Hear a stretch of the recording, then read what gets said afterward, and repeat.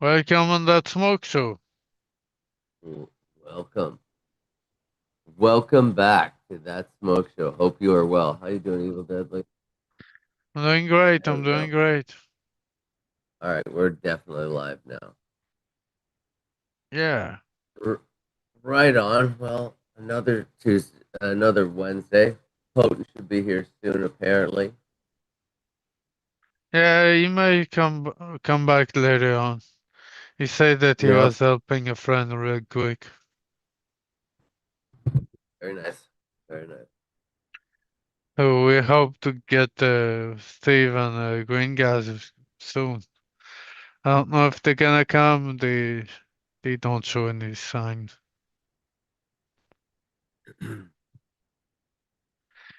Have you Well, talked with some people in Jamaica lately? not really. Not really. I think they're having a pretty bad time down there. Hurricane Melissa totally missed Antigua, so nobody I know got hit by it, but I heard Jamaica and the Bahamas got it pretty bad. But, Yeah, the Steve want to organize a fundraiser for next week for Jamaica. It was a Dutch Bloom and Steve that supposed to be in it.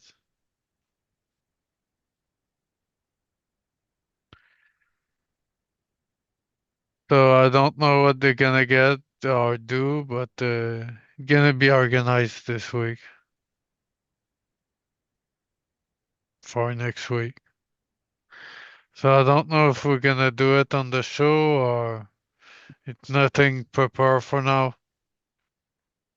right on. So Well, I've been your grow lately. my plants are coming along. It's probably time to start cutting stuff down out there. Uh, Excuse me. No, a couple of the shishka berries are looking really nice, but they're just getting fatter and fatter. So I don't know where I want to stop them. Um, Once again, the spider bites are at bay. They're just staying. They're staying. They're not really giving a problem anywhere. They were on one plant, and I guess the uh, I guess the facilis in the grow that would have been feeding off of the pollen from the male plants and the tomato plants. I guess they're just keeping them at bay, but they're still there. I still see them when I'm scouting and stuff, and yeah, but have not gotten out of control, which is a blessing, anyways. Um, yeah, I don't know. Things are going well. It's definitely. I got a few pictures here. I could throw You're up. what, 10 weeks right now? Yeah, about 9, 10 weeks, somewhere around there. I don't know. I don't fucking keep track. Their fucking buds are getting fat, looking halfway decent. Let me see what we got here. Okay, there. And, oh, oops, Wrong picture. wrong picture. Wrong picture. There we go. All right. So this one's a Chernobyl. Smells delicious. Same plant. This one is one of the other ones. This one as well is another one. That's a fat bud, right? And that's Yes, yeah, Shish Cabaret Taoji, the red one. yeah. No, this one is the other one, and Yeah, this that's pretty next one fat. here. This one is the Shishkaberry Tahoe OG, and some of the buds are getting pretty big on that. They're getting pretty swole. That's another one of the other one cuts. And no, that's not roots down there. That's just me bending the stems. So the It really So looked the like they got the bonsai in your hand in that picture, man. I Absolutely, have to it's say. a bit of a bonsai plant. I mean, I bend it and twist it all back together to give it more strength and hold each other, and so I don't have to top it and give it a place um, where disease can enter the plant. But there's another. That's the Tahoe OG shishka berry. There, that's another one. The other one, and that's all I got. But I mean, everything's fucking coming along nicely. I would say another week, maybe two, and then we'll be definitely getting rid of some of the stuff in there. So, do you have one of the other one clone that you've kept that is keep flowering like last time? Yes. You had a plant that it was keep flowering on top of the bud. Yeah. Yeah, there was one. I do have one of those. Yeah. That's making a bud fatter and fatter, Yep. Yep. and it just elongate. Yes. That's pretty cool. Yeah. That is We got James Beckett in the chat. hell yeah. Say cheers, motherfucker. Cheers, James. I don't know if you wanna come on the show.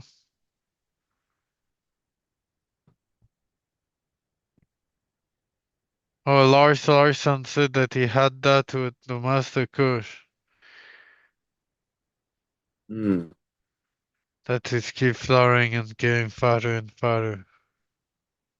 nice.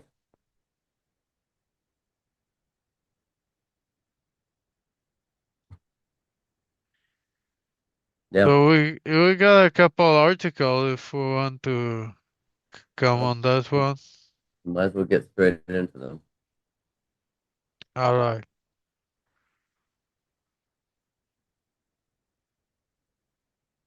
All right. Do you come with one or I'm starting? Mm. Oh, you give her first. I'll find one here. Okay. So call for urgent action to tackle online medical cannabis prescribing in Australia. Two organizations in Australia are calling for government action to address what they say is a largely unregulated increase in online telehealth, medicinal cannabis prescribing and dispensing across the country. So in short, what it's saying is that there's two organizations of the Australian Medical Association and the Pharmacy Guild for Australia. They've written to the national health minister to urging action to tackle the largely unregulated increase in medical cannabis prescribing and dispensing across the country. Uh, they raised concern about what they say an excessive and poorly regulated prescribing practice, the long-term use of the special access scheme for medical cannabis, and the proliferation of prescribing and dispensing clinic operating outside the typical care pathway. So they pretty much call them outlaw. And the two groups state that the rapid expansion of medical cannabis prescribing, especially through vertically controlled direct-to-consumer telehealth model, has exposed significant gap in Australia's current regulatory framework.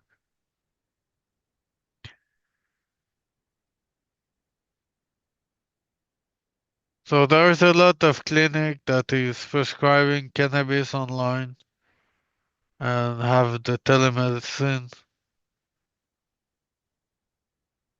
Are you saying they're not legit? From what the two association say, yeah. They say that they Do they operate have good weed? outside of the reg- normal pathway for the care. Well, I mean, all right. Well, So they say that, and later on in that article, that Canada is the largest exporter of cannabis into Australia medical market. The total quantity of cannabis imported into Australia under the country's cannabis for medical purpose regulation increased for almost 45,000 kilograms in 2023 to more than 77,000 kilograms in 2024. and to that I say, oh, Canada. Oh, Canada, 77,000 pounds. No, That's kilogram. good. That's point. That's a lot, man. That's a lot. There's a lot of happy Aussies because of that. Well, Canada is 80% of the country total cannabis import dang. in Australia. And to think they could just grow it outside. Yeah, they could grow outside in Australia. That's so weird that most of their cannabis come from Canada. But scientists have developed a new glossary of marijuana aromas that the to give consumers a better informed decision on the cannabis they're making. So basically, they've done a study and basically came up with a better glossary of terms that can now be added to packaged cannabis to help the consumer be better educated, I would assume, on what they're getting, which is probably a pretty good idea. I think it'd be better just to let them smell it, but I mean, it Yeah, sounds but pretty if it good to me. doesn't smell and just sell cannabis, they don't want you to see it and smell it before, no? Well, I mean, yes, yes, that is true. That is true.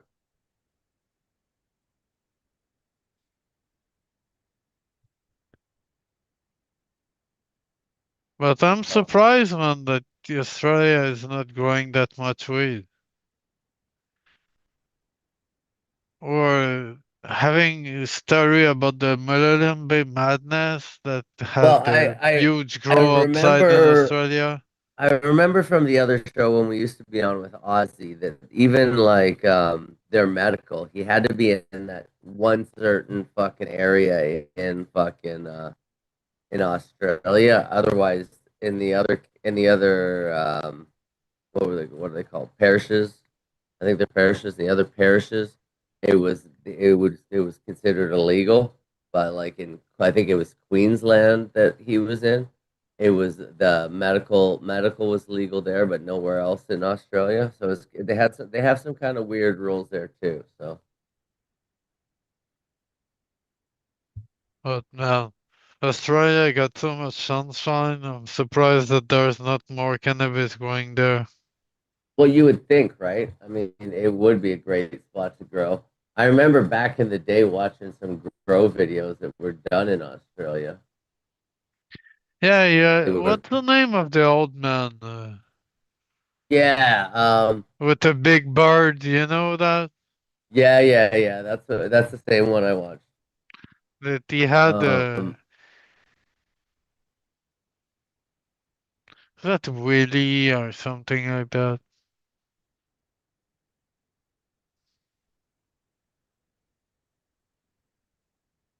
Isn't Uncle uh, Willie? I don't know.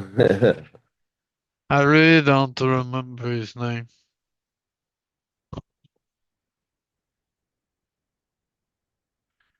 But there was that old guy that was riding a motorcycle, having a big bird like ZZ Top. And he was pretty much showing how to make a guerrilla patch in Australia and a series of video. That's a long time ago on YouTube. I think his name may have been Donald McKay. I'm not sure though. Donald McKay.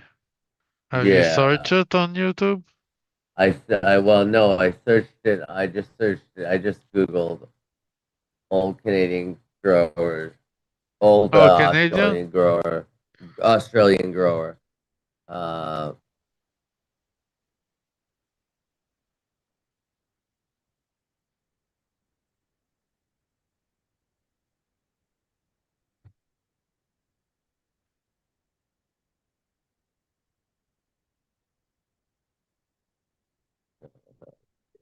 all right. I Yeah, I don't don't know. find anything on Donald McKay.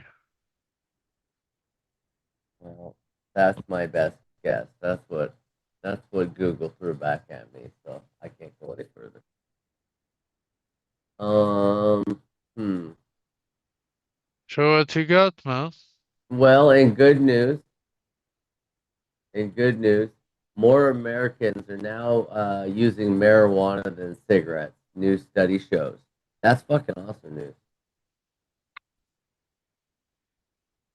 That is Cannabis is awesome news. more popular. It's more popular now. It is. With Well, I'm not only surprised.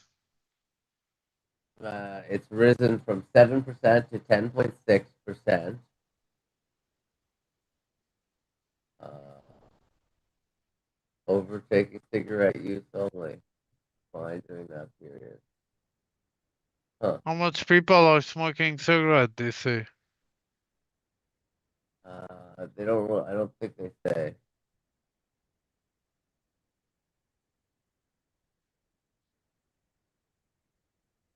Do not say. We could look it up separately, I suppose.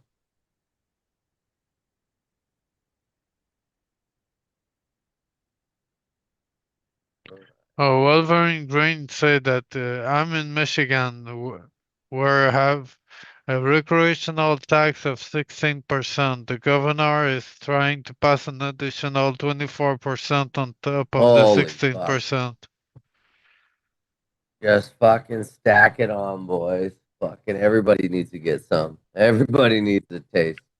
They all want a part of the pie, right? Oh, everybody. Let's just big pie, little buds.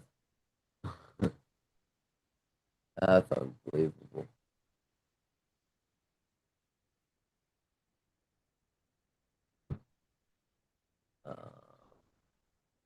Uh, legalizing medical marijuana leads to significant reduction in opioid prescriptions. Another study shows. Oh, that's a good news. That's also good news.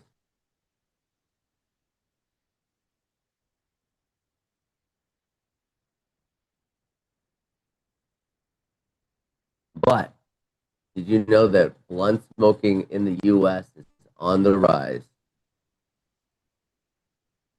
No.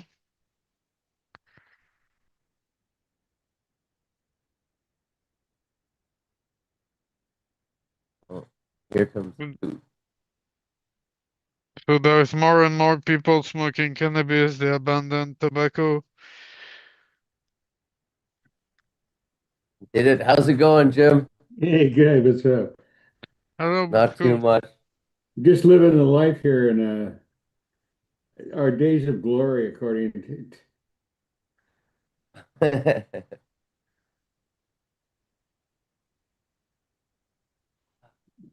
How's that?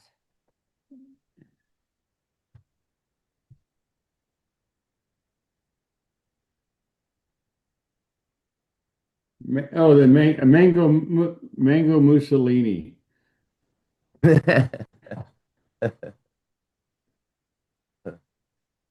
That's my I new nickname for is a Mango Mussolini. thought it was the head Cheeto. Well,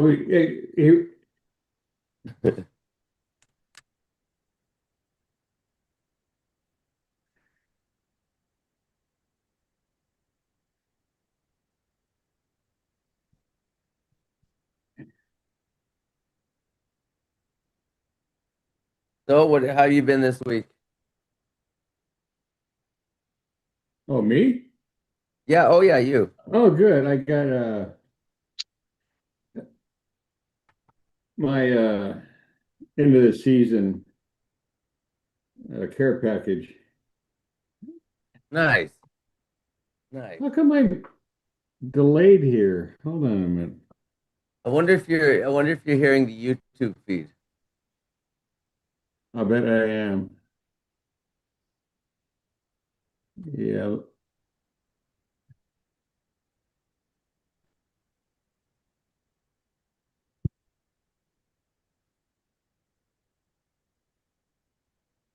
Yeah. Why don't you send me send me a thing, an invite. Okay, I will do. All right. Okay. All right, Looking at I'll your give you this email one. right now. Oh,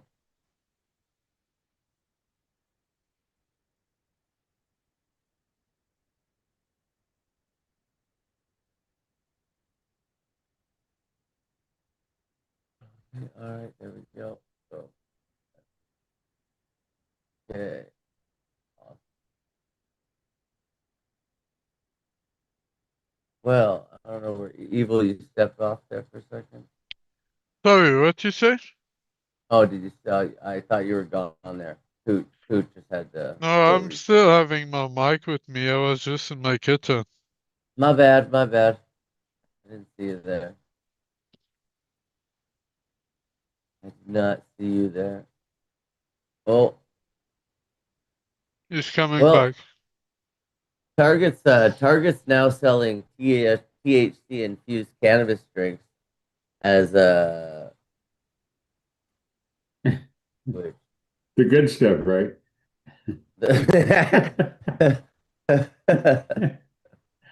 No, but it's the good stuff. Yeah, anyway, so the end of season and I'm getting my thanks for the help, buddy. So coming in. So I'm set for the year as usual. Nice. That's awesome. That's awesome. I actually haven't well, I haven't had a big plant in probably 2 years now myself.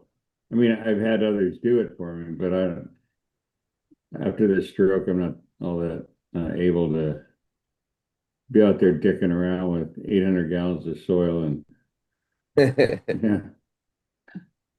Yeah, Maybe I I could could get see some how that Rockwell cubes and I'll go back to hydroponics.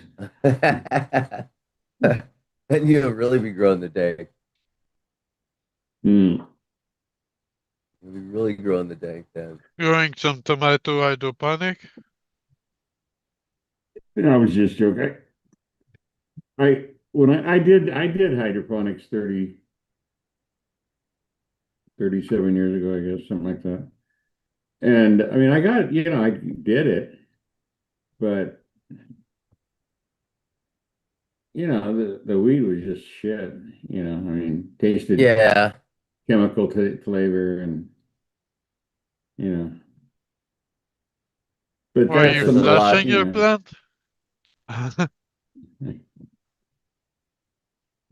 it was all right. I don't know. I did Rockwell cubes and I did ebb and flow tables, or sometimes you guys call it fill and drain. I did non-recovery systems.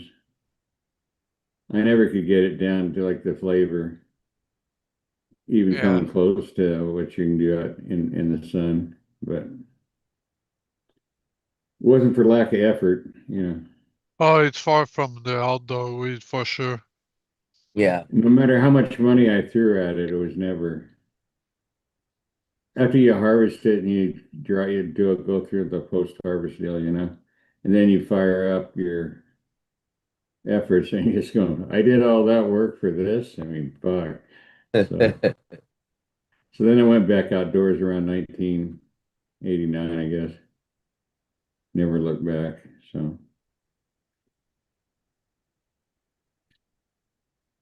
I would like to be able to do more outdoor again, but not till I you gotta retire back to move. Antigua or something. Need to go visit one of my favorite. What do you guys call them there? A province. Is that who's head of a province in Canada? Yeah. Premiers. A premier. Okay, yeah. My favorite is Ford. You Oh, know, yeah, he's cool. Yeah. Uh,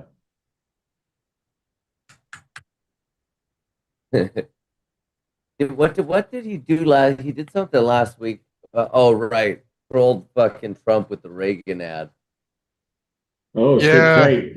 The premier of BC announced today that they're going to be running some shit during the World Series. Yeah. I think is it World Series? They're gonna run these ads, and I think another premier. Of course, you got that prison camp warden in what is that? Alberta? Danielle Smith, No, kind of the like her. She's a woman. pit. Oh Yeah, yeah. Danielle Smith. Oh She's a yeah. pit bull. Trump light. She's a fucking pit bull. Trump light. I Yeah. gotta say one thing. I'm really fascinated with which the speed. You know, when you're one of these MAGA people, you think that this motherfucker's the second coming. You know, Mango Mussolini. And the thing is, the rest of the world, they have contingency plans. They don't, I mean, that's what you do when you run a government, not a political campaign. Yeah. You got to be ready for anything. And I'll say one thing, the majority of the Canadian people that they're putting on the media can answer a fucking question. We don't have that. This guy's got dementia like a motherfucker. I mean, today he said that he had collected, you ready for this? 370 trillion, not million, not billion, trillion in investments. That's a lot of That's money. that's more than the GDP of the United States for an entire year. And he was able to do that on a flight to Asia. I mean, really? Does anybody believe this shit? $379 trillion.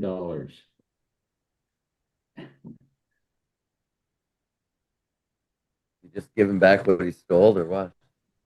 Yeah, no shit.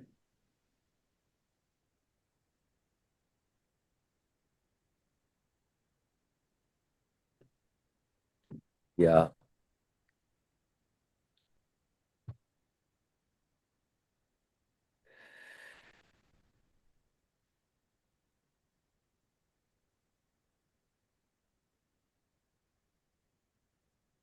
So I think I found a dinosaur bone today, Coot.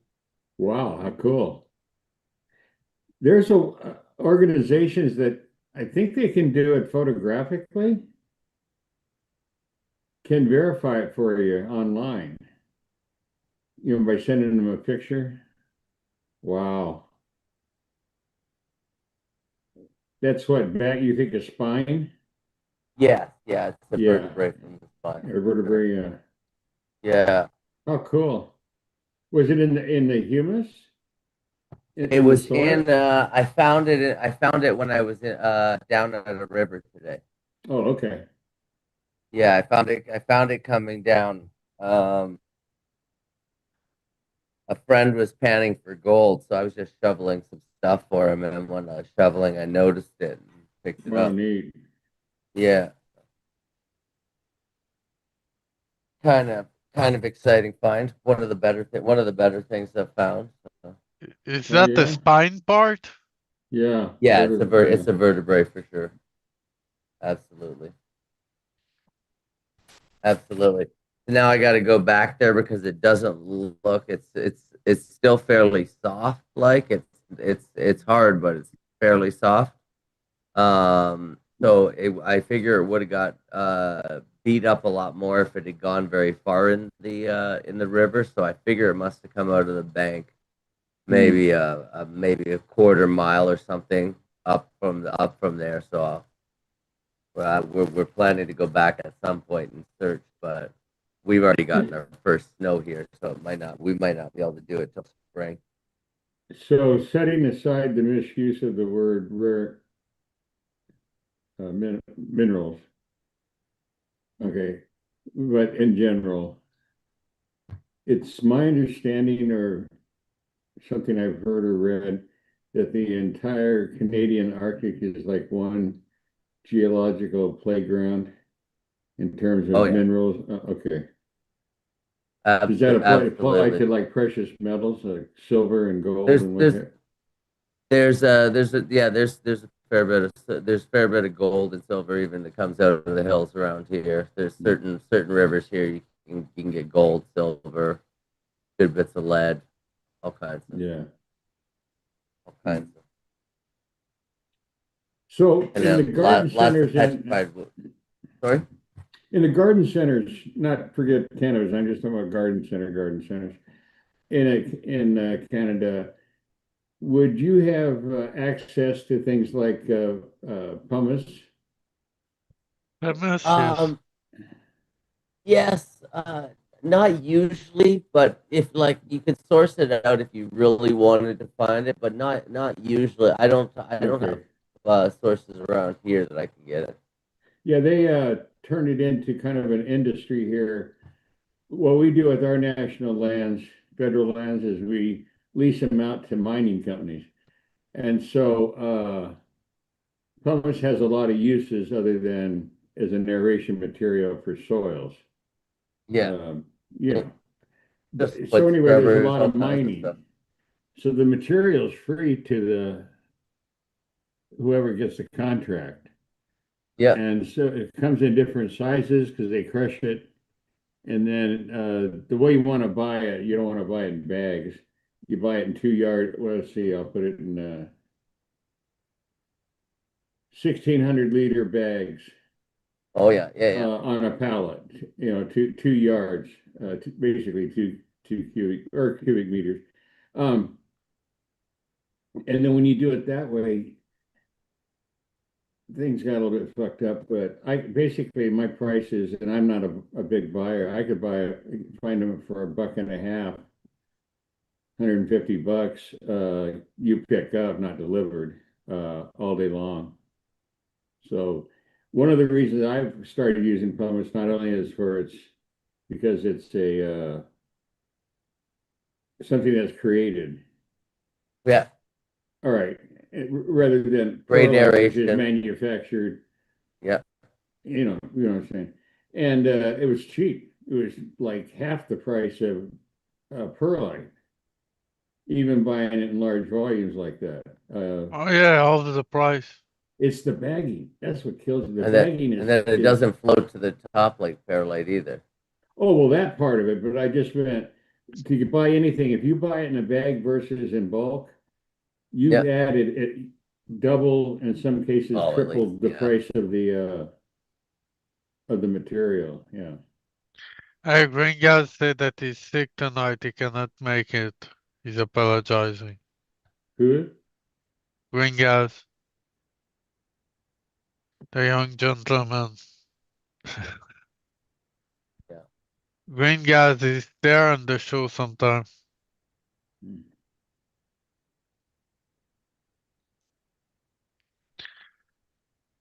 So when will you start getting snow up north? We've already got our first snow. Oh, We've you already have? got Okay. our first snow. Yeah, there's a light skip of snow out on the ground right now. We got some frost over here. Some deep frost at the grass is turning all frozen.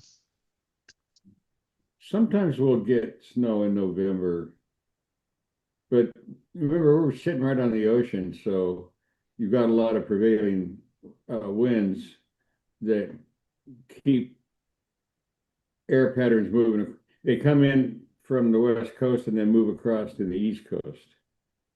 Yeah.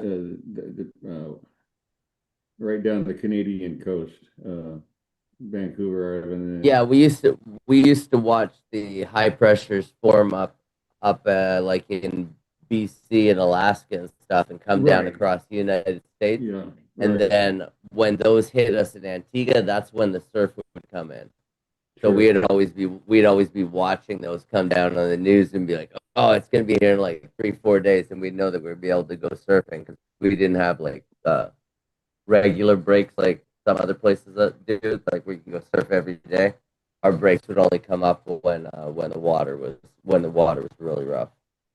So it was curious why the Atlantic and the eastern seaboard of the United States is so friggin' hot and humid. And then you don't have that on the West Coast. You go to the coast to cool down, not to heat up. And Yeah, so it's the trade winds because yeah, our comes from the north to the south, and in the Atlantic, it's the south coming to south the up to the north. north, up to the Right. northeast. Yeah, Right. Yeah. yeah, absolutely. I found that fascinating. Like, forget the politics and the fact that, yeah, Florida is beautiful. If you just look at pictures of Florida, you're going, man, what a great fucking place. But Yeah, the weather, I mean, 100 degrees and it's 90 something and percent humidity. 85% humidity to go with it. Yeah. Yeah, absolutely. That's You can't do anything. I mean, yeah. You better have it. You better have AC. when they sent me down there to look at Karanja orchards Oh yeah. in Florida, I hadn't been to Florida in 35 years, and I didn't see any reason to do it any sooner the next time. But 8:30 in the morning and it's 90 degrees, and I'm out in former orange groves they had to take the orange trees out because of that disease, the green skin disease. And so they replaced it with Karanja trees because Karanja is a legume, and so it can fix nitrogen out of the atmosphere. So, Yep. you know, you don't have to fertilize it basically. Can they And make something with the wood of Karanja tree? Yeah. well, They make a crunch meal. It's a well, great soil additive. okay, okay. You would know it, or if you were in another business or area, like especially makeup, you would know it as Pongamia. And Pongamia is used in some of the finest makeups from like Tokyo, Paris, Milan. It's really high end. And India has a lot of racial issues because you have so many dialects and tribes that came together to form this thing. You know, there isn't a single Indian language. There's like 180 kind of thing. And it's believed by, especially in the Hindu, which dominates the religious setup of India. Well, there's a lot of everything in India, but anyway, that the lighter the skin, the more intelligent. So it's not just Americans, the more intelligent the person. And Pongamia oil applied on the skin can lighten a darker person's what do you call it? It can Michael Skin color. Jackson you. Right. Now, whether that's true or not, but okay. And it does have a lot of medicinal properties, which is why it works in the soil. So there's skin lotions will contain Pongamia. You probably won't. Karanja is the name used by the Sikhs and some other Sikhs. It's not a Hindu term. They would use the word Pongamia. That's why when I first started talking to people from India, were really well versed in Indian agriculture. Karanja, what are you talking about? So then I had to look it up, and so I said, all right, let's try Pangamia. Oh yeah, yeah, my wife, got Pangamia hair shampoo and in the store, and toothpaste, things like that. So it's also used because oil is oil is oil, and this is comes from a tree, so you don't have mining. It's used in parts of the world that don't have access to petroleum, like parts of Africa and Central Asia. So it's grown as a oil for heating, for plastics, for paints, and then the what the meal is the seeds that have been ground up, and it's also used in aquatics, growing fish. It's used in agriculture. It's used in animal health to keep for as an antibiotic and a fungicide for the guts of cattle and sheep and other milk producing animals. Hmm. So, I did not know it's used for all those things. There's a big grove of Karanja tree in Florida, they say. oh yeah, well that's where I went was Florida. Mhm. They had about 500 acres in production,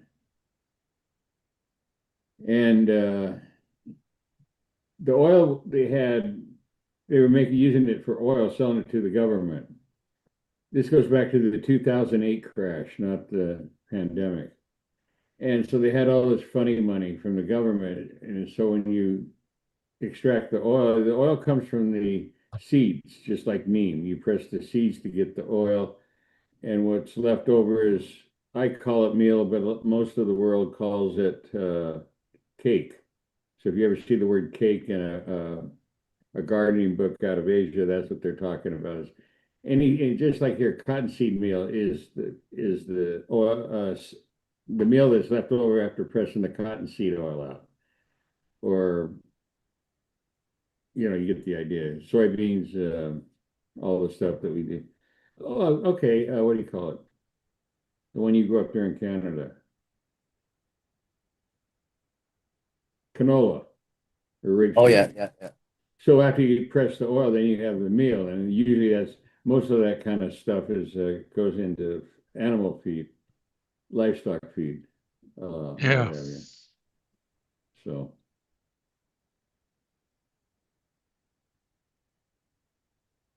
Huh.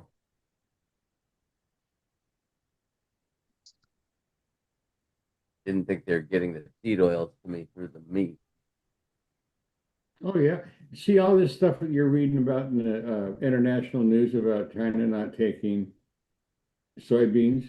It's not to make tofu; it's to feed animals, protein for cattle, for swine, for poultry. Protein bulks them up. They're not over there making, tofu fritters.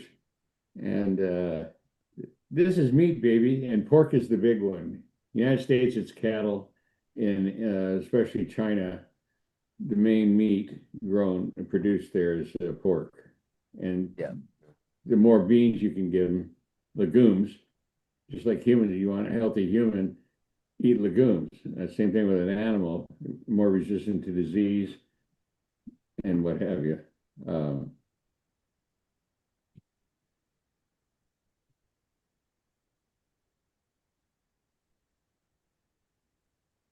I used to make That's my own interesting. tofu even. Yeah.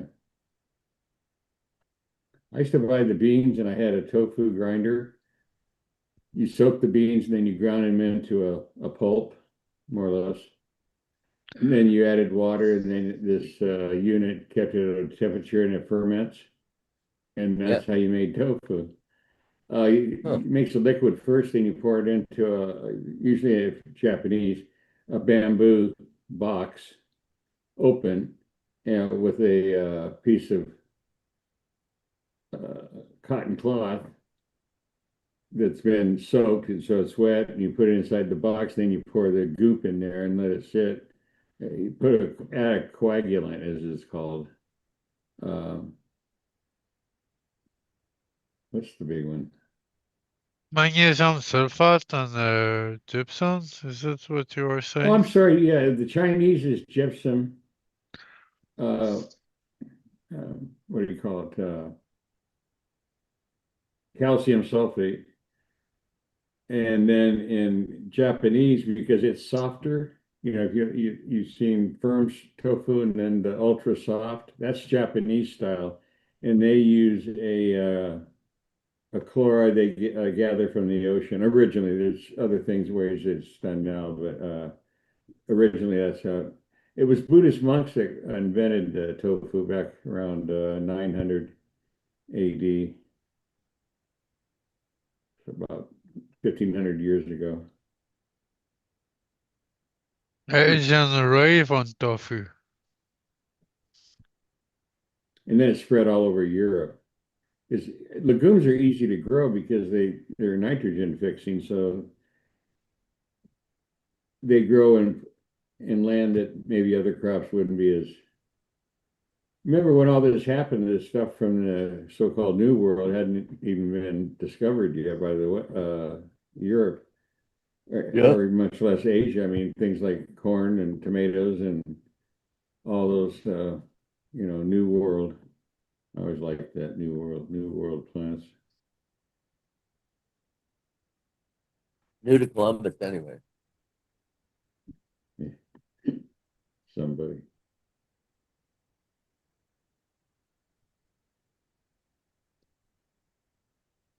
I just learned this today. As it was on a Canadian channel. He's a political fellow, and it was talking about the car thing. Okay, Canada manufactures approximately 60,000, no, $60 billion a year in car sales. Over 95% of which goes directly to the United States. Okay. So the first one feather in his cap is Stellantis. You couldn't pick a worse car company. I mean, they've lost how many billion over the last 4 years? I mean, it's in the hundreds, Sure. billions. Nobody wants their shit. I mean, okay, yeah, you got some Americans that want a Dodge for, memories, a Dodge Challenger. Give me a break. Uh, yeah, $70,000 car, so I can go vroom vroom. Yeah, okay. And then the insurance, you know what insurance costs for a car like that? You're talking 3, 4, 500 a month, unless you're gold plated, meaning, God forbid you ever got a DUI, you're toast. I mean, think about it.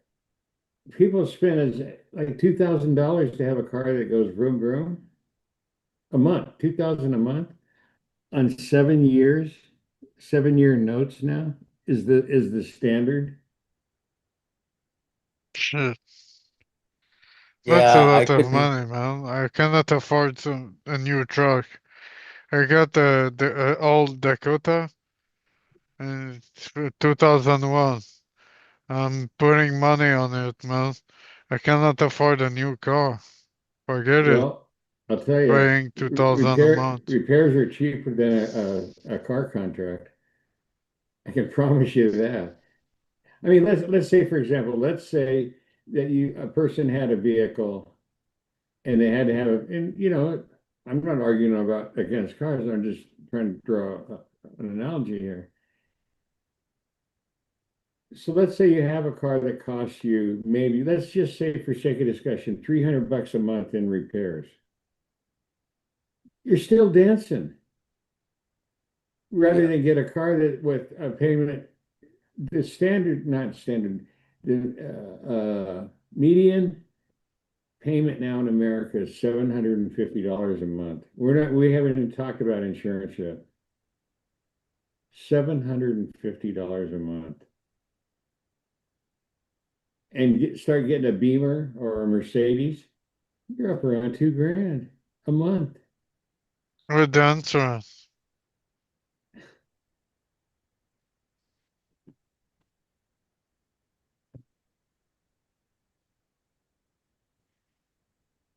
Yeah. You But cannot afford it either, eh, Washington? no, no, no. Repossessions right now are at an all-time high. I mean, it's insane. They don't dick That around is either. that is true. That is true. They got trucks I for can't. picking cars. They can pick it right out of your driveway. It takes, I mean, literally less than 2 minutes to hook up. And they're going down the road while you're getting your pants on to run outside, screaming. I haven't had to do that yet, so keep paying my bills anyways, I guess. Well, I got an 8-year-old Subaru with 102,000. They sell them at CarMax, which I know is a ripoff. So, but anyway, they're 20,000 for a 2018. I mean, that's how Oh, crazy it is down here. Like those big Rams, the 350s or whatever it is. yep, yep. You're talking $130,000 when you get the trim, with the neat rims and the bumpers and. Yeah, I The full just kit. priced out one of those Rams last week, 3,500 up there. It was going to come in at 26,000 Canadian. I'm not sure what that is in 126,000? 126,000 Canadian. Yeah. It certainly wasn't one of the top. Certainly wasn't one of the. It was Fancy the schmancy. Lamoury package, which is Yeah. pretty nice, but not their platinum or their tungsten. So it'd be about 90,000.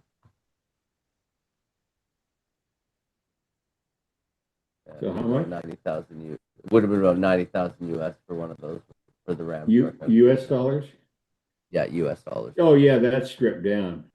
Yeah, that's Yeah, not even yeah. that's not even the nice ones. There's way nicer ones Yeah. than I was looking at.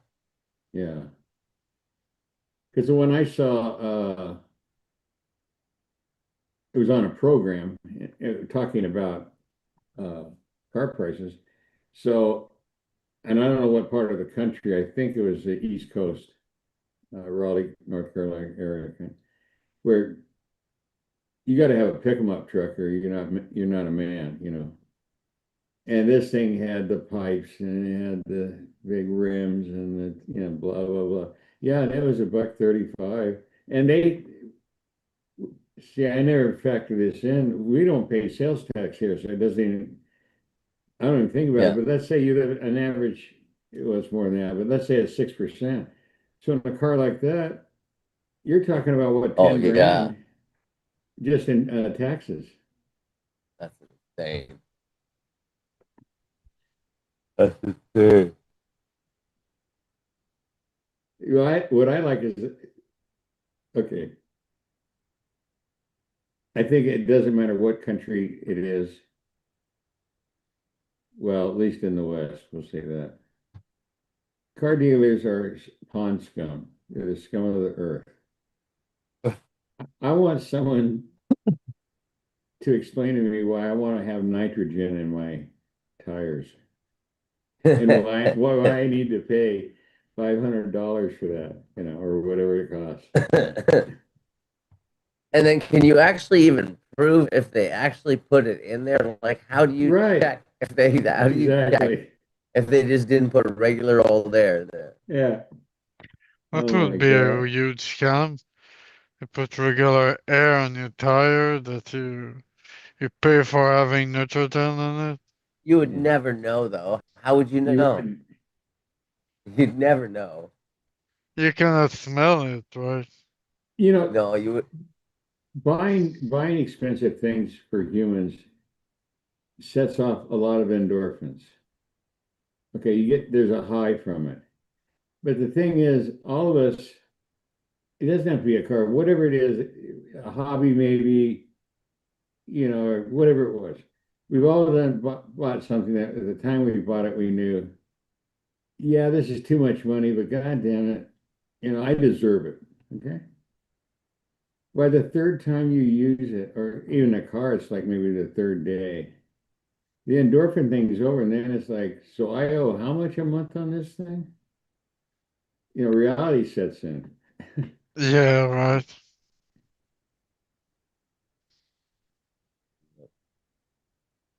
And people that carry like thousands of dollars of credit card debt, whoa. You're gonna be your whole life is gonna be like that. You never catch up. I mean, let's think about it. Can you imagine when you were 30 years old that you had, I'll go low, say $30,000 at 25% interest rate or more? You might be paying up to 30%. Think about that, 30% on $30,000 every month. You're not making any dent on the principal. Now they got people doing go one of these GoFundMe or one or And buy now, pay GoFundMe to later. pay yourself a car. Buy now, pay later is the name of the company, I think, something like that. Like stretch out Affirm. your Starbucks, your $6 latte and a muffin. Gonna spread it out over 3 payments. Oh fuck! Get a That thermos. that's Go- that's insanity. Now that's insanity. Well, I told you about 7-Eleven here. Of course, it's a Japanese company, but uh, we're not even. We have far less stores in Japan. Japan's not a big country. They got. Yeah. We have a shitload of. But anyway, they have one called store to door. So you call them up and you order your 6-pack of beer and a bag of chips and one of their shitty hot dogs and have it delivered. You got to be the laziest fuck in the world. You can't get your ass out of the chair and get over to a 7-Eleven. Man, I don't know, man. Everybody that seems to be today though. Everybody's nobody even goes to get their fast food anymore. Now they got DoorDash to bring it to them. Yeah, Just it's expensive. I've never done it, but I checked out the app and I yeah, mean I'm gonna pay $20 to have a bag of tacos from Taco Bell delivered. Okay, and with the man. tip. You're gonna pay $20 and deprive the dog of a ride in the car. Yeah, exactly. See, when we do go out, we usually go to like honest to God mom and pop where the kids are out working the tables, and I'm talking mostly Asian, Vietnamese, Thai places, real family run operations where you get real food. And I don't want to have it riding around in a truck for 30 minutes. I can go pick up a bag of. That's kind of traditional. You get all those little containers, and you come home and you make your Exactly, meal. exactly. Yeah. I guess if you're a driver or one of these things, it's pretty good, or it can be good. I guess probably. Well, I But mean, Depend the density of the I population you do it in. yeah, I think yeah, it depends.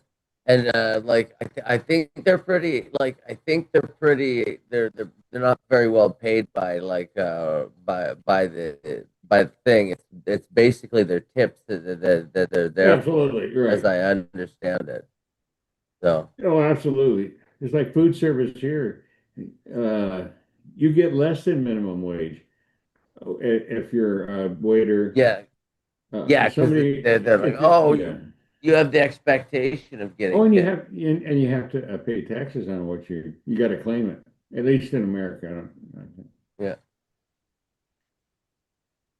they're the most,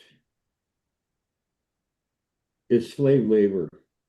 Because unless you're working in a house where you're turning tables, you need to be working in a place where you're going to turn your tables 3 times a night, sittings. That's how you make money. And it's got to be, you need a lot of regulars because they tip better than, oh, hey, let's stop here. And you go and you check it out. And this food sucks. We're not coming back. So you don't really, it's the people that come on a regular basis to your restaurant that take care of the wait staff. My wife was in food service at wholesale distributor level. So you have them up there, I'm sure. It's uh, Cisco. Well, she didn't work for Cisco, but it was a competitor of Cisco. Okay. Um, yeah, full. So you can order everything from plates to bologna. In your restaurants, full service, Yeah. equipment, machinery, and what have you. I was on the other end, produce. Uh, yeah, I worked for a house that we did 1.5 million a week, delivering to like schools, grocery Yeah. stores, prisons, other, what have you.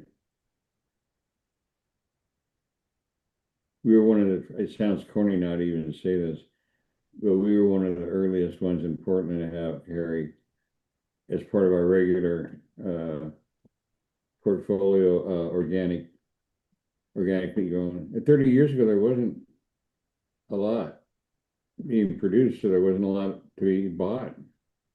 Yeah. You had to kind of help farmers get set up to become a supplier for you and down the road. So now it's in nothing. If you don't carry organic as a wholesaler, you're not gonna last very long. I mean, all the chains have organic sections, some more so than others, but it's still, I mean, I can't imagine going to a grocery store and not at least finding organic apples, something what we call hardware, stuff that has a lot of shelf life. Bananas aren't hardware. Strawberries aren't hardware, but apples are, pears are. They can sit, they don't have to be refrigerated. So, I mean, when they're out on display, I mean, you store them in the cooler. Yep. I'm not saying that, but they're on dry tables, what we used to call dry tables. So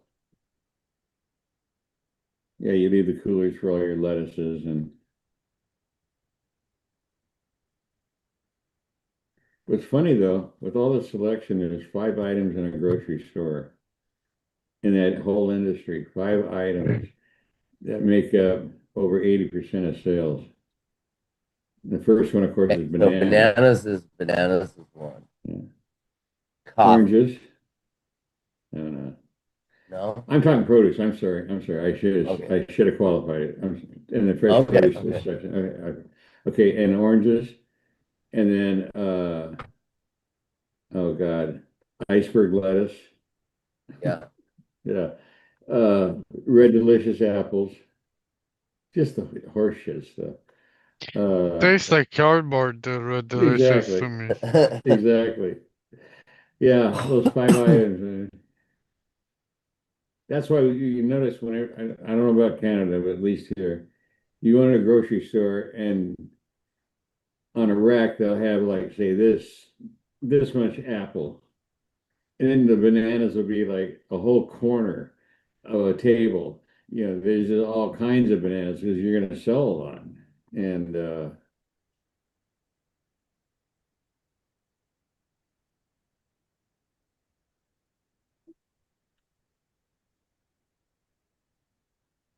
yeah, like so you have it there, but you never sell it. Like say you bring in habanero chilies, the orange ones are super hot chilies. And they're really bright orange. It almost looks fake, like they're plastic. Yep. You don't expect to sell them. You use them for color breaks in your rack.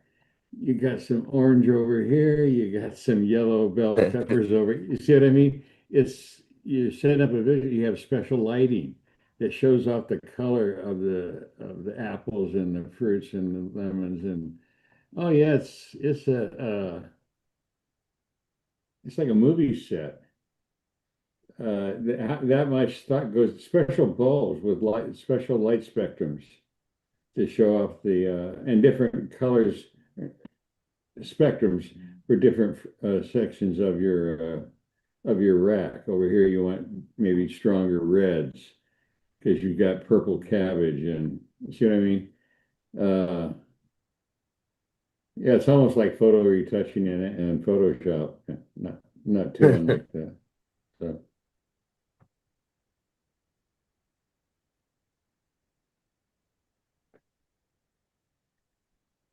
I think them five things.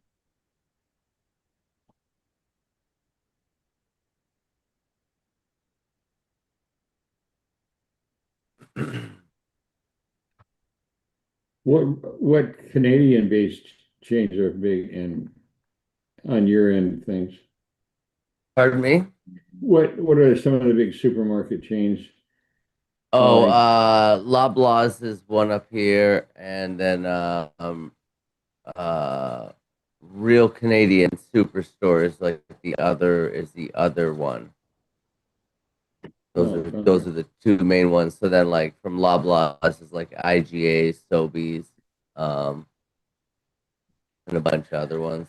Uh, and Is I that don't know if probably there's.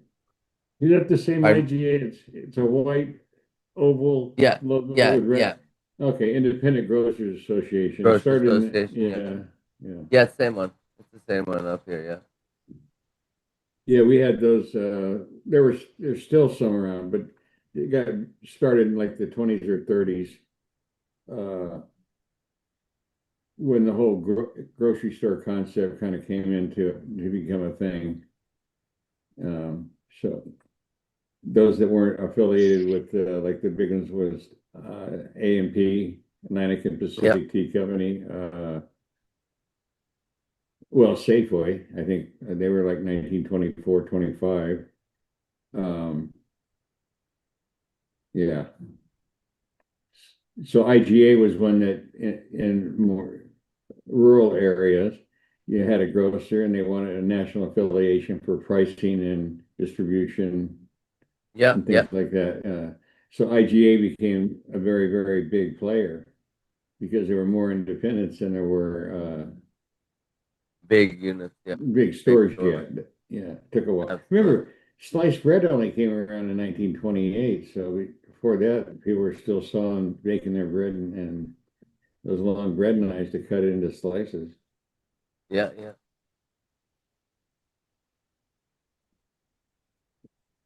That's when we quit eating bread.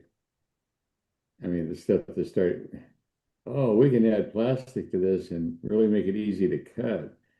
Oh, we can, add emulsifiers and color and food coloring. Read a list of what's on Wonder Bread sometime. Like, Oh, yeah.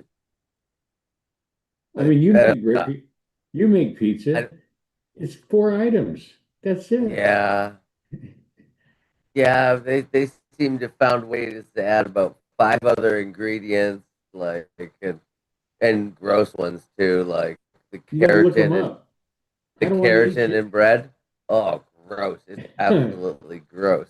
Yeah, When you look at where it comes from, how it's made, yeah. and it's a preservative that they put into it. Well, it's in basically every bread that comes over the mark over that lasts more than a week long.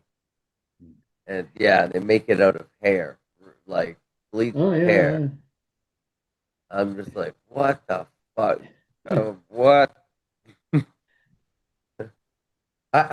Who decided to put the hair into the bread? Yeah. Well, Unbelievable.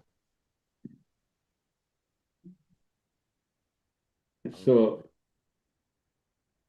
I watched a video of somebody promoting the use of animal waste, not waste, uh, factory farm waste, like feather meal. Okay, yeah. Blood, my favorite, blood meal. Okay, bone meal. I mean, Eh, like, That is so weird. I But mean, they're products that we have that are readily available and easily made, but then like they're so they're so hot, and then they're like there could be like there's so much potential for contamination from them, like hormones, heavy oh metal, God, like who knows what's in the what's in what you're getting. Like, yeah, I'll tell you what. Well, okay, I'll just give you my history or experience. I never have used uh, any of those kinds of things, especially blood meal. But if nitrogen is what you want, put some fucking alfalfa. yeah, Yeah, I mean, it also you're going to get 82 other elements like bor. I mean, I don't know, but 82 other elements. A lot of old timers like me used to call it field kelp. Alfalfa has properties that kelp doesn't. Kelp has alginic acid, for example, that no other plant contains. Okay, but there's got to be a better solution than let's go get some blood meal when alfalfa meal is what, $30 for 50 pounds for organic? absolutely. I don't know. This that is from another one of these assholes that all You I need can it think for of sure. is Yeah, see, NPK. NPK. Yeah, I gotta have the NPK. if you were using that super soil versus Oh, if you just God. use that super soil, you'd understand the power of the blood meal. You gotta wait 6 weeks before you can use that soil. If you had a copy of every email that I've received over the last 15 years from the online deal, the before social media chat rooms, thanking Yeah, me yeah, for showing them how to do this without breaking the bank. yeah. This is the best garden I ever had. I mean, it's I never wanted Works for my food and my weed. yeah. And I never I mean I had authors, hey, let's make a soil with your name on it. Let's don't. No, we're not gonna do that. I'm not gonna get involved. I know how this industry works. And it's all about that label. Okay, because it's Friday night, you got to get that truck loaded because it's running into Pennsylvania out of Oregon. You think those guys at 2 in the morning give a shit about you got to get a bunch of bags stuffed and get them on a truck. That's reality. Yeah, that's exactly that's true. That's the truth. Those plants run 24/7. Okay, 3 shifts, and it takes. I just want to repeat this: 8 minutes to mix an entire truckload of soil. 8 minutes. And then it goes to the bagging That's machine. insanely quick. 8 minutes. Oh, I think I forgot the limestone.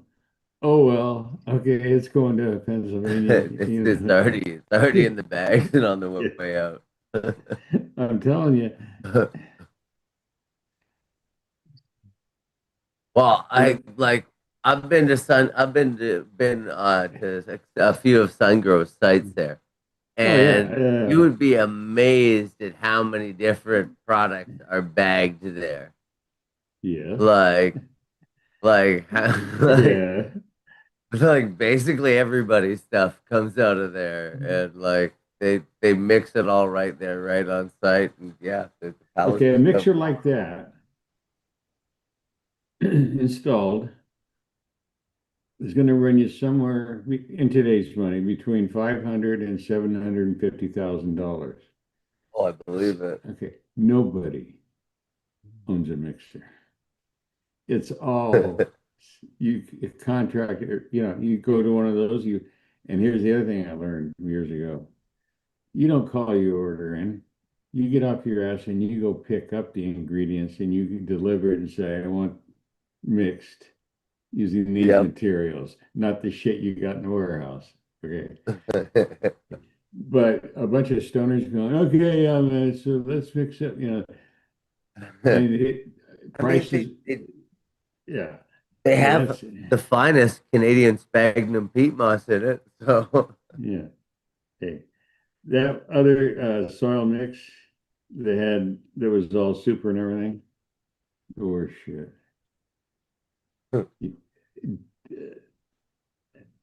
Never mind. so I was curious as to what because I've noticed a bunch of the bags had mycorrhizal on them. Uh-huh. So so I asked them, did they add any? And they said no, just what we pick up from the forest. Okay. Here's the thing. That company in Montreal, Premier Horticulture, okay? ProMix. Okay, what the parent company Yep. is, okay. They're the main supplier of mycorrhizal fungi is if you look closely, it's always the same 7 strains. I don't Always. care. Okay. So it comes from them. So what I've told people for years, if you at that time it was kind of like west of the Mississippi was sungrow, east that's not true anymore, but whatever. I tell them buy ProMix sphagnum. It's already got the mycorrhizal. Throw in your worm casting, all your other stuff. I go, you're done. You're not because half of the price of that bag, if you buy it in the bag, is the charge to bag it. Yep. That's $4.50, and that's if you're doing a truckload. Okay, and a truckload, let me do my math. So 24 times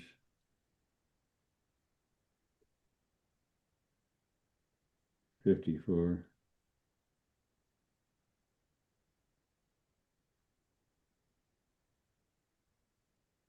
Is it 20?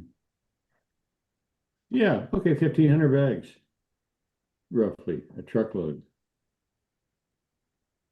And remember, 8 minutes. Think about that. Okay, so you have this, it's a auger mixer, so it's Yeah. long. And you have those V tanks, and each one has a different commodity in it, vermiculite. Okay, and there's a recipe, it's punched into a keypad, order number, da da da da da, and it's that's Wes's, and so they open up, and whichever the commodities automatically open up by whatever, and it drops into this auger, and it's 8 minutes to mix it, and then you switch it, and it goes into a bagging machine. That's it. Start stacking the bags on the pallets and out on the That's truck. that's the first time it's touched by a human hand is when undocumented Absolutely. workers take them off the trough as it's coming down the rollers and stack it so that you got to get however many you do like this is called the tie. So 4 tie, 8 high. That's how how it's phrased in the transportation sector. So yeah, nobody's there in white coats going, okay, well, let's check the pH on this load of peat moss. It's get that shit in a bag and get it on the truck. Get it Because out of here. you've got, Absolutely. can you imagine a yard that's got 32 truck loads sitting on the ground waiting for the truck to get there, and the forklifts just like honey, bees, boom, boom, boom, boom, and they get it done. Driver straps the load down and they roll down the road. This isn't about being sensitive and caring, and you don't want to make sure the handles are right, and we got the right nip like that. Man, get it in the bag. It's the label, okay? The branding. and there isn't. I swear to God, if you're going to use that shit, like, the old stuff, I don't pick one, it doesn't matter. Just go get a bag of Miracle Grow, call it a day. It's probably better made because they own they're the ones that own Hawthorne, that bought Yeah. all the grocery store companies. Yeah, they're I literally mean, one of the few people who could Miracle afford to Grow. have one of their own mixers. But I'll tell you, they were getting mixed at Sungrow, same as everybody else. Oh, absolutely. Yeah, The Sun Grow down here. I would say that less than 30% of what they produce is under their label. Yeah, they were packing for, I'll go ahead and name them. They were packing for Ocean Forest, the Fox Farm shit. yeah.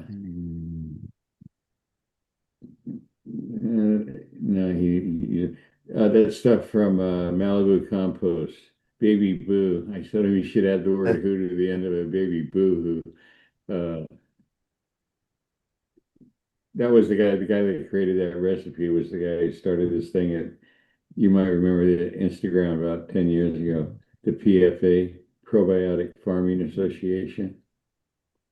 We're just going to add some yogurt to our soil and we'll get all groovy and butterflies and rainbows. Can I use kefir? Yeah.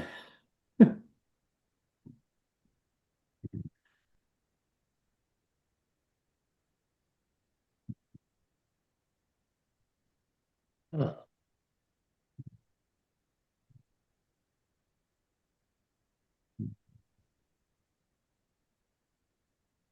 yeah, I don't know. Pretty quiet week around here. It's so bad because you can't ship it, cannabis to other states. There's still a federal, deal. It's still a Schedule One drug, which means no medicinal value.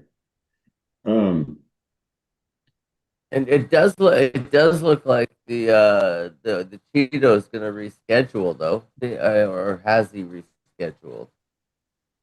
no, he hasn't. See, Nixon, all he did was there's a thing in American government that goes back to whenever. The president, on certain things, not to the level of abuse that Trump has done, but they have what they call they can sign an executive order. And the joke is, oh, a script on a paper, law of the land.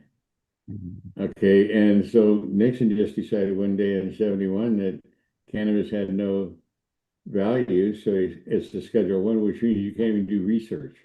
Forget Yeah, the fact you can't possess it. There's no basis to research because it has no value. yeah, Okay,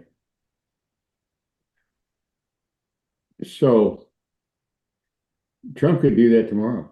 The sign say cannabis is off the thing, and then you'd be back to real hardcore because certain states would really tighten their assholes up, like Idaho. You can't even have medical. You can't even have hemp. You can't even have that. Was it Delta 9 shit? yeah, yeah, Okay.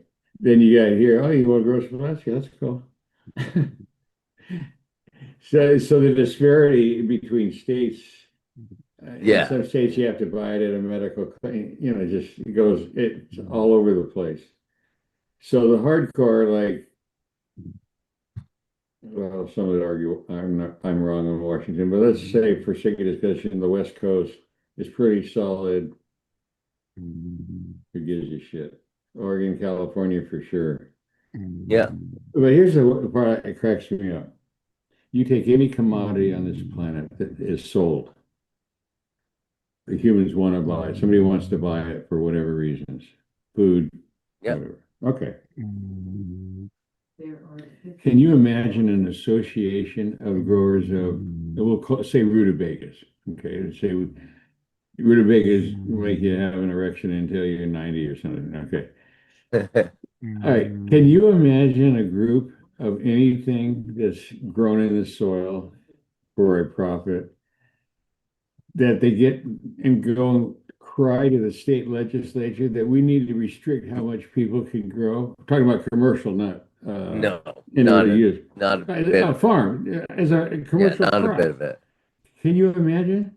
Can we get a law so that we can restrict it because we're not making as much money as we thought we were going to? Oh God. Talk about the sniveling shits. Try this, asshole. Try quality. Give it a shot. You haven't yet. You've been legal now 10 years. Okay. Give it a shot. How dare you? How dare you expect us to perform with? Yeah. I remember one time, what's his name? The guy, yeah, before, anyway, he had two or three bud tenders, and I'd only known him maybe a month or two. And I just ripped into it. I said, what in the fuck is a bud tender? Is that like a barista? Can it just be a cup of coffee? I said, if you're a bud tender, then please explain the differences between a tropical sativa and an equatorial sativa.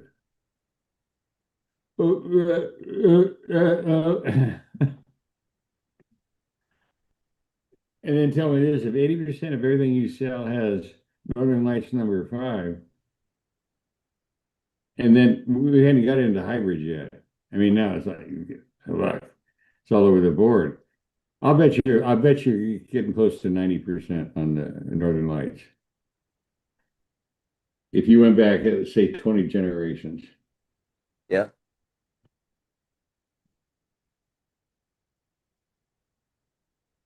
I mean, look what it did for West Virginia, all that inbreeding.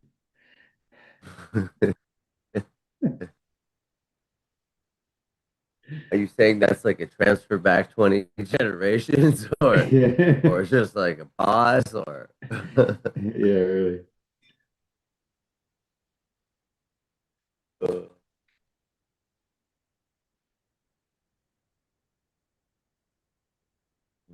I always wonder about this naming thing. I mean, think about it. If you're running a business, just forget the spiritual aspect of cannabis, forget moving and grooving and all that stuff. Forget all that. Just right, right. let's go back to growing a crop. And let's not even use cannabis. Let's use um, celery. Okay. Yeah. And if you're in the business of growing and selling celery, and someone brings you the genetics, whether it's a seed or a cut, whatever, and it produced 1.5 times what any other strain you've ever grown could produce, and it had the right color, you hit the trifecta, right?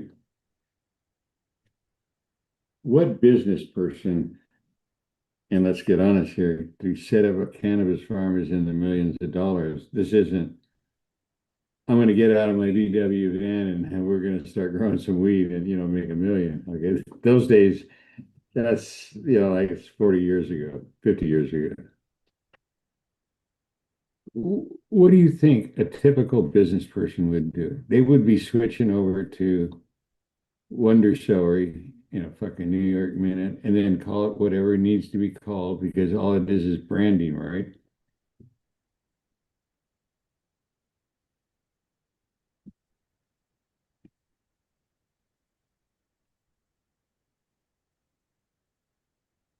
Like those miniature carrots. Those are manufactured. There's a farm down in Bakersfield, Central California, called Yeah. Grimway. Grimway is the largest grower of carrots in the entire universe. If I told you what they produce, you wouldn't believe the numbers. I, Okay, I so when believe you you because most of them did all we have to grow in for the summer for the whole year. So it's gonna be insane amount. well, when you grow carrots or dill carrots, you're going to end up with pieces which have flavor and color. So back in the 50s or 60s, the family, which is Grimway, was, I don't know who owns it now. The old man figured out a machine that could take those in, they call them grinders, and they make those little ones and put them in a bag and charge way more than what you get for buying an intact carrot. In other words, there's a bigger profit center because they come in a bag, they're convenient, they're perfect for hors d'oeuvres, they're perfect for restaurants for steaming them and putting some butter on it. Just turn this waste into a big money mill.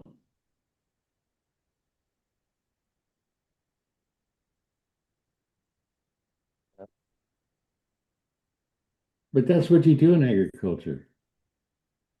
You got to maximize, find every revenue stream in that product. Yeah, minimize every expense, Absolutely. everything, especially especially when it's not a big cash crop.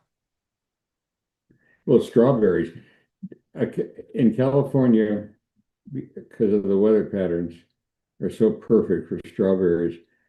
You can literally, I'm talking commercial, okay, up to $100,000 an acre revenue on strawberries. That's nuts. These cannabis That's a lot. growers in North, I'm talking about commercial, Yeah. the farms, legit farms in California and Oregon, they're not making $96,000 an acre. There is no fucking way. Greenway's got like 25 square miles. They've been growing there since like the 1890s. The weather, for whatever reason, must be perfect. Obviously, it is. Bunny Love is one of their brands. You probably have those up there. Yeah. Because I can't imagine growing carrots in as far north as you folks are. I don't see many. You don't see many people growing carrots up here, but No. a little bit of carrots, a little bit of potatoes in the river valleys, maybe Sure, a little sure. further south, a little further south than I am. But Right. not you don't see anybody growing them on scale up here. Everything's canola, wheat, oats. Oh yeah, Friggin' I we're in the prairies, so there's a lot of most of the grains that I buy, and I buy intact grains, yeah. and the vast majority are from Canada. Before the Trump, it has nothing to do with Trump. That was just where you got the good stuff. Yeah. Einkorn, the European, excuse me, the heirloom varieties came out of Canada. Beans too, because legumes are really flexible. But they're growing here in the States in the plain. Colorado's a big producer of legumes, pinto beans and what have you. And then soybeans, Illinois, Indiana, I mean mega farms. This was at one time before Dick had got involved, this was like a $22 billion a year industry of soybeans. Shiploads, Oh yeah. big time. All to feed hogs and chickens. I love it. Yeah. Proving. There's a lecture, not a lecture. There's an essay by the guy from Alabama, Jack Ma, whatever. You got to read this about why the West is doomed and the East will rise again. Oh, yeah. No, I've known that. That seems to be the general trajectory right now. It's like unless we change some things around and do a bunch of things different. But it would require a lot of work, and nobody seems to be into that portion of it. Like I don't know. Yeah, I don't know. especially with the rise of the bricks. It seems like it could be coming. But I guess I we'll mean, see. I'm glad I'm 75. I had enough fun.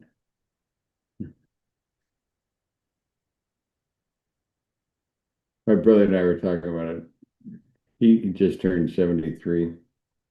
Oh yeah. And I said, hey, we're done.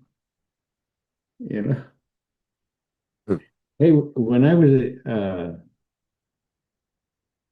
got out of high school, the average age of an American lifespan was 65 years. And now it's closer to 80. Yep. That's amazing. That's problematic because the longer people live, the more food you have to have. You have to have jobs for them. Not everybody can work at the Jack in the Box, I mean, or whatever, McDonald's or whatever. I I'm pretty remember, sure anybody can be a greeter at Walmart.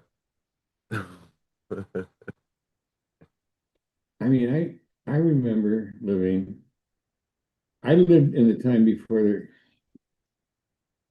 China was just nothing. In 72, Nixon was Yeah, there.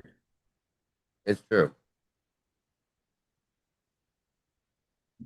And then, I mean, like the number of companies, the tax incentives to go to China were extraordinary. You mean I can make this $9 item, I can make it for $1.15 and get it delivered Yep. for 50 cents to my warehouse? And you'll buy my machinery from me?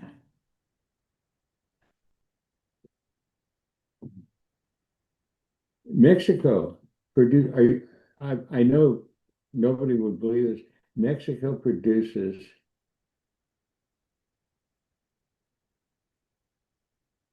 $200 billion a year in cars, almost 3 times what Canada does. And Hmm. listen, the United States only produces 150 billion a year in cars. I mean, you look at companies that really produce big numbers, like the big three, Toyota, Honda, and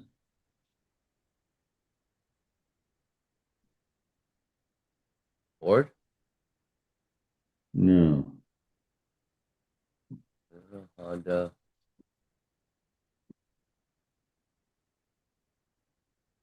Yeah. Volkswagen. I'm sorry, Okay. Volkswagen. Okay. And I saw the list this morning of the different manufacturers that have operations in Ontario. I was blown away. Toyota, uh, Honda's, they make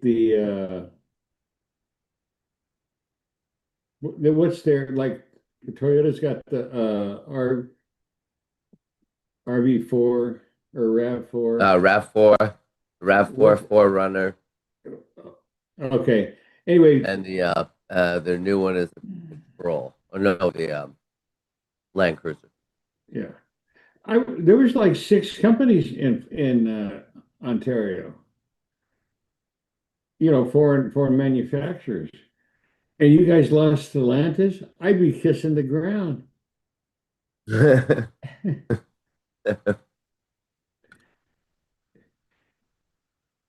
The one car that if there's an old person's car for anybody under the age of 50, it has to be Buick. Buick was one of the first manufacturers of cars in the world. Not that first, but really, really early. Yeah. And that thing's been limping. That should have been taken out behind the barn and just put to sleep at least 20 years ago. Yeah, for a while. Stellantis owns them. And who in God's name is buying a Jaguar? Nobody. If you look at the portfolio of Stellantis cars, okay, they have two that they're really popular, Jeep and all their derivatives. Yeah, And but they then, managed to take everything good of the Jeep and rip it out of there and throw it away oh, and turn absolutely. them into Yeah. piles of junk. They used to Oh, be a great absolutely. vehicle, and now they're a Yeah. junk vehicle. Yeah. Now you're lucky if they last to the end of warranty. And the car that really invented, or the car company that really invented what the modern day SUV was Dodge, the Dodge Caravan. That particular model kicked off. It was amazing. It used to be station wagons at one time. Families had station wagons. Remember the big ass boats that from Chevy and Ford Yeah. and whatever. So again, they got replaced by something more boxy but more roomy. The caravan concept. Others did a better job. Don't get me wrong. Uh,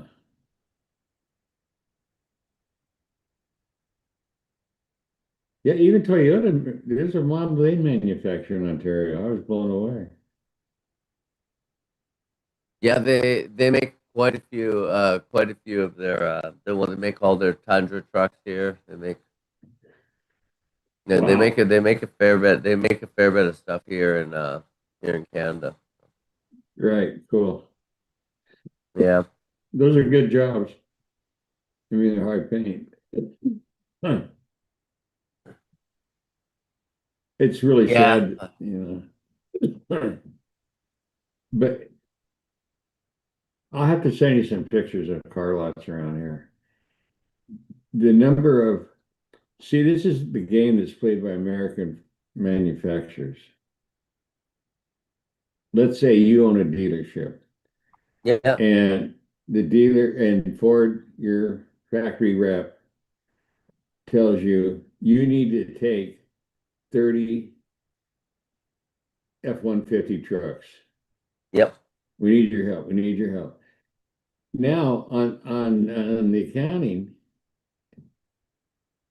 they can put that down as a sale because see, you're buying it on your floor plan from your lender, your banking institution. Okay.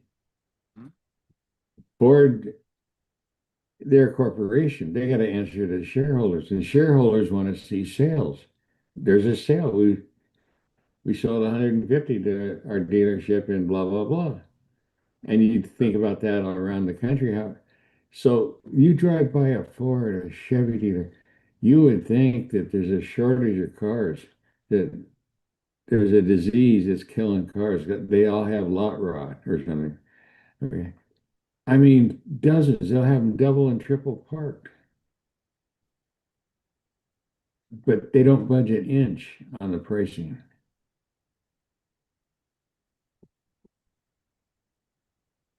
It's nuts. Hmm. That is. That is. And what I don't get, Portland's a medium-sized city, I guess. I don't know. It's a couple million, I guess. Metro area. I see a lot of Subarus. I see a lot of Toyotas on the road. I don't see these billions of trucks. No. I don't No. get it. Up here is one of the few places where the trucks outsell the cars.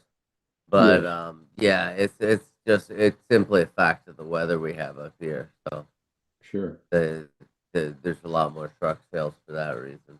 At one time, a few years ago, Subaru had a model that was a two-seater pickup, like a Toyota, the original Toyota trucks, not the big, when the original one, the Datsun. Remember Datsun trucks? Yeah, yeah. Before Nissan, whatever. And Subaru had one, but had more rounded lines and was really sharp. And you couldn't give them away up here, but man, Southern California, especially along the coast, they were huge because they fit a few surfboards. They looked really they were snappy to drive. And Subaru, again, being a corporation, they look at the demographics and where you have to buy them and sell them, where you can make money. And at one point, they said they weren't making enough money, so just a business decision, discontinue them. But Ford is in so much trouble. What they lose? How many billion this last year? And it's Oh, not terrible. See, this is the lie that really pisses me off. Well, they're blaming the tariffs. yeah, They're not. They're not paying the tariffs. Their customers are. 100%, 100%. All it's managing to do is upset world markets, and Oh, this. Oh, yeah, it's craziness. Yeah, I can't, I'm really looking forward to seeing what the premier of British Columbia is going to pull off for the World Series. yeah, I will tell you that should this. be interesting. That I don't should know be how interesting. I don't know how much they're reporting it on the media up there, but this Canadian tourism thing is just devastated, especially border towns in Oh, I Vermont, believe it. across the continent from Maine and Vermont. I mean, they were heavy destinations for shoppers, daily trips, from what I understand.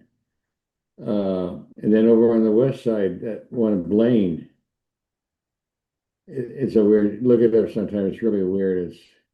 You have to go through Canada to get to it. It's in Washington. But anyway, all kinds of it was liquor. American. I didn't realize. Well, you Canadians drink a lot of liquor and drink a lot of wine. My God. Uh, the provinces that put a ban on American alcohol, they closed down two major producers in Kentucky. Huh. This is like a $38 billion a year industry, uh, Kentucky bourbon. Seattle is seeing really big drops in tourists because Seattle is the largest city on the entire half of the United States on the northern half, Yeah, on the west coast, I mean. And there's just a lot of stuff to do there. Restaurants yeah. and I mean, the dollar's not great right now for us, and but like, and then yeah, I don't know. A lot of people. There's a lot of people that are really just pissed off about the tariffs. There's a bunch that are really just pissed off about the tariffs, so, which is understandable. I don't know. the one that I gotta go. The one I don't get, the one that makes the least sense of all. Canada is the world's largest producer of aluminum. Yep. Okay. Without getting into it, just think for a second. Forget manufactured products made from aluminum, like, sports bottles, things like that. I'm just talking everyday stuff. Just on Absolutely. just on soft drinks and beer. Think of the amount of aluminum that's consumed in the United States every day, every hour of every day. Absolutely. Okay. Then you have the industry of recycling that aluminum. What I'm saying is, why would you piss off the world's largest producer of aluminum that's sitting on your Right. border? Right. That you need like, and also like it's not just even that we need to sell it to you too as well. I mean, you are our best. You are the best customer we have. But like I don't understand. I don't understand. I get throwing some tariffs on Japan. That makes sense to me because they've literally been tariffing your cars and not even allowing them onto the market in Japan. So Yeah, I get like having reciprocal tariffs to somebody who has tariffs on you, but like the tariffing your free trade partners, that I just don't understand. Like for if what? To get if the average try to get a if the average American had an inkling how much comes from the south of us, Mexico. yeah. Mexico isn't a bunch of people sitting on their ass doing, they've been growing for decades. Their Yep. car production is like 5 times what Canada's is. And they're shipping cars all over the Western Hemisphere into South America, Central America. Their banking system, it's not all the cartel. Yes, there's, hey, we got more gangsters in America than anywhere in the fucking world. I mean, for Americans to point their fingers about, well, I wouldn't feel safe in that country. Really? Go spend a weekend in East LA.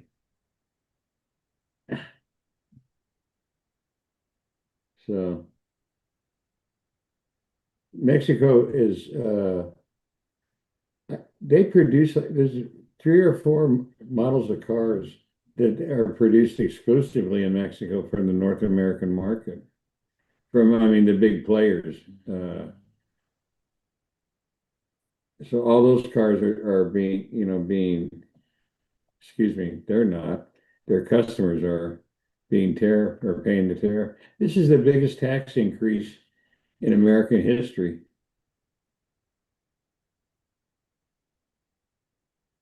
I Huh. mean, I mean, honest to God, the price, beef, good beef is $20 a pound at grocery stores. That's insane. I mean, honestly, it's terrible. You go to the grocery store and 2 bags in Europe are around $100. Everything's gone up. And look, hey, the food manufacturers are playing games. I mean, all of them. They're taking advantage. Hey, that's what you do when you run a business. You make, what's that expression? Cut hay while the sun shines.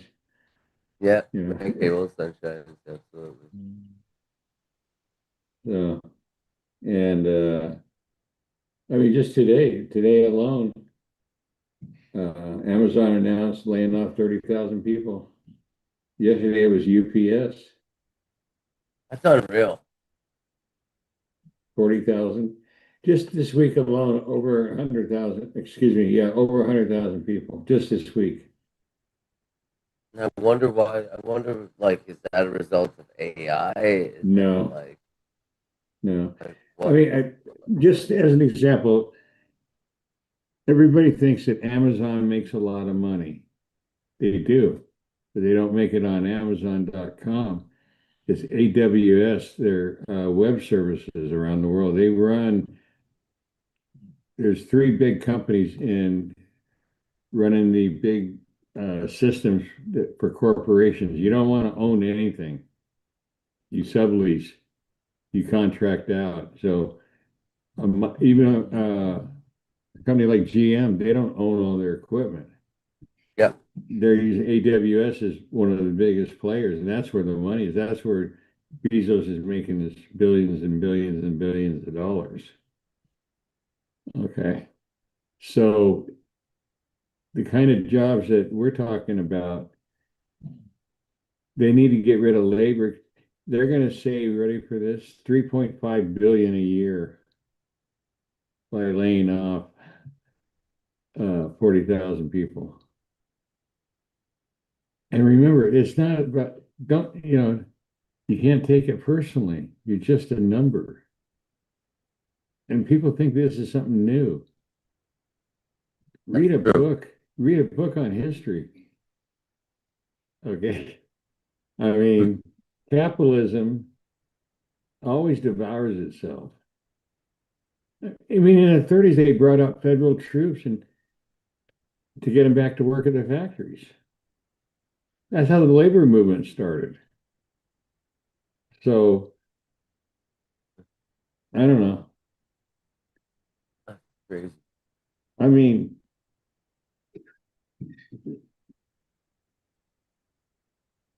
it truly is. I mean, we have college students, graduates this last summer have sent out 1,200, 1,300 apps, not even getting a call back. That's how it's just unbelievable. And the Republicans had a chance to sign off on doing away with or clearing the books for all the student loans. I mean, you can spend 100 grand and get this. Yep. When you file bankruptcy, if you have to file bankruptcy, you can't file it against student loans.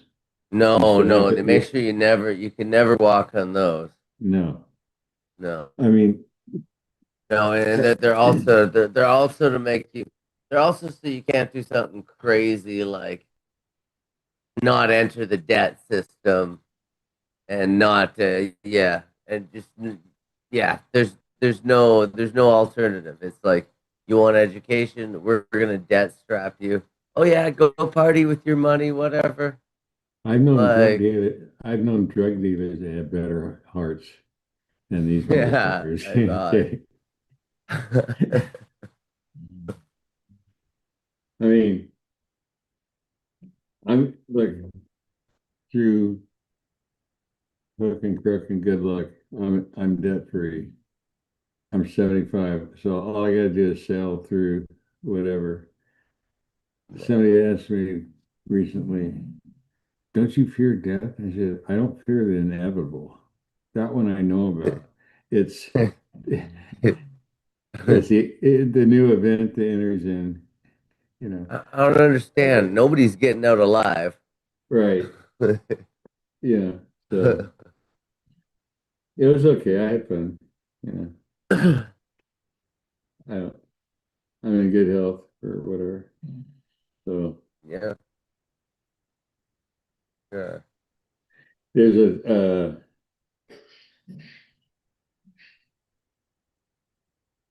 what's his name? Oh, Hunter Thompson wrote this Yep. thing that when ending life, you want to be like you're going in for a home plate and you hit this dirt and the dust is flying and it's screaming and you get up and you say, "Man, that was fun." He goes, "That's what death should be like." Okay. Yeah. He's the one that shot at his ashes shot in the air after he took his life. Whatever. Yeah, is that he had it set up in his will to be cremated and put his ashes in a rocket and had his ass shot into the universe in that, that's Colorado. If you ever get a chance, because he was involved in the making of the movie, was there exaggeration? Absolutely. But one of Bill Murray's first movies, first or second, I don't remember which, it's called Where the Buffalo Roam. And it's the story of Hunter Thompson. He's writing for Rolling Stone magazine during the 1972 election. And those were put together in a book that titled Fear and Loathing on the Campaign Trail 72 about him dealing with Nixon. He did shit like went into a expensive antique store in New York City, and now he's got a company credit card. He's working for Rolling Stone magazine. They were a bunch of hippies out of Berkeley. He buys a multi-thousand-dollar violin yeah. and smashes it, and so the bill comes into what was his name? Anyway, the owner of that's kind of shit he did. He was nuts. And Bill Murray, he plays him perfectly. Uh, Bill's a really young man at the point when this movie's made, probably like mid 30s maybe. Yep. Anyway, worth your time. And Neil Young sings the opening song, "Where the Buffalo Roams." Oh, give me a home. Where the buffalo roam. That's where the title comes from. It's worth your time. Yeah. Oh, and the guy that played the dad on Everybody Loves Raymond, the older man, I've heard that famous actor. He's his attorney, uh, Hunter Thompson's attorney, and a crack. These guys are smoking weed in court and just all kinds of crazy shit. Worth your time. You'll like it. If you liked, yeah, you'll like it. It's a little bit of Americana, Nice. Fear and Loathing on the Campaign Trail. So, the beginning of the revolution, we fucked it up. Can somebody drive me to the revolution? My Mercedes is in the shop.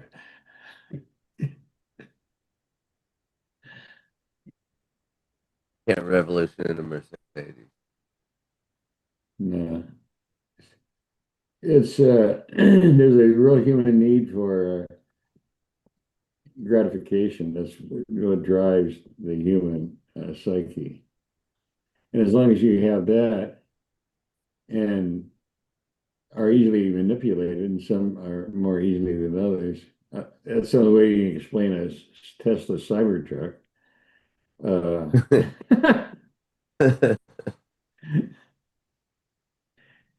I don't know. It's a weird ride to watch it. So knowing that they're all crook. I mean, that's one thing in Thompson in that book, Fear and Loathing on the Campaign Trail. These are essays from every week. He did a report, and when he talks about watching Hubert Humphrey from Minnesota, senator and former vice president under Johnson. He's one of the old Democrats, old school Democrats. Anyway, watch him take a briefcase of money from gangsters when the plane landed in Vegas on a campaign run. I mean, just yeah, there were no sacred cows in his writings. He really called it as it was, and that was 55 years ago. So there you go. Okay. It's worth your time. I think so. Well, everything you've recommended, I watch or read, has been definitely worth my time. So You'll get a it's worth kick out of my this one because the whole thing with the Nicaraguan gangsters and cocaine dealers and time. yeah, he's smoking weed through the whole thing, and I don't want to sweat it for it because it's funnier than shit. It's like it's just how crazy he was in real life, and then uh, yeah, he rewrote. That's why they called it Gonzo journalism. He was that sometimes he's known as Dr. Gonzo or just Gonzo. So Nice. yeah, uh, he wrote one of the Hell's Angels and got so scared. He was with the Hell's Angels for like a year. This Sonny Barger, the founder of the San Jose, or that's the founding chapter of the Hell's Angels, and this is before they discovered coke, so it really got weird. The bikers, but they scared the piss out of Thompson, and that's saying a lot because he did a lot of crazy ass shit. And he wrote in the book Fear and Loathing of the Hell's Angels. Basically, he got shit beat out of him by several. He said that he was a little bit too mouthy, didn't show enough respect, and the boys gave him a lesson. He remembered it his whole life. Yeah. It's worth it again. You get into some of his books, you'll have a good time. You won't be bored. Holy That's for cow! sure. Sounds like it. It sounds quite interesting. Yeah, But he was crazy, but a really good writer. Funny. I mean, really, like he had the juice. He really had the juice. All right, brother. I know all you right, gotta yeah, go. sounds good. I was just thinking it'd be a good time to end off. So All right, thanks for man. stopping by, Jim. All right, And you guys have a good one. All I'll right. talk to you. Bye okay, bye. talk Have to a you good night. later. All right. We'll end the live stream there, Evil.